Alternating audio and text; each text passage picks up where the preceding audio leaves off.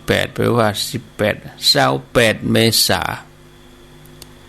28เมษา2563วันนี้เดือน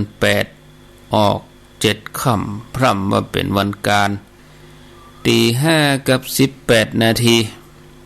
ญาติโยมท่านทั้งหลายมารับฟังรายการธรรมาภิวัตรจัดรายการโดยท่านสาธิตธีระปัญโยสถาบันธรรมาภิวัตรศพเตินอำเภอแม่เมาะจังหวัดลำปางเป็นประจำที่ท่านจะได้จัดรายการ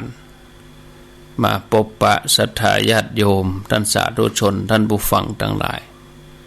ทุกวันการเวลาประมาณตี5 นาทีไปจนถึงปุ่นเวลา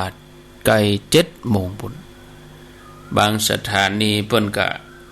จะรับสัญญาณตึกเวลา6 โมงบางสถานีเพิ่นก็รับสัญญาณยาวไปเลยจนถึงเวลา7 โมงไปปุ่นก็ต้องขอบคุณอนุโมทนา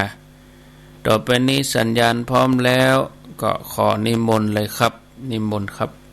ผมขอกราบถวายความเคารพ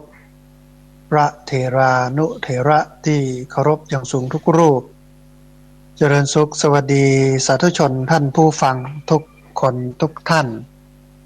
สำหรับสาธุชนท่านผู้ฟังที่เกียรติรับฟังรายการธรรมาภิวัตรอันเป็นรายการวิทยุเพื่อการเผยแผ่พระพุทธศาสนาส่งเสริมการศึกษาและพัฒนาสังคมรายการนี้รับผิดชอบโดยอาตมาภาพพระสาธิตธีระปัญโย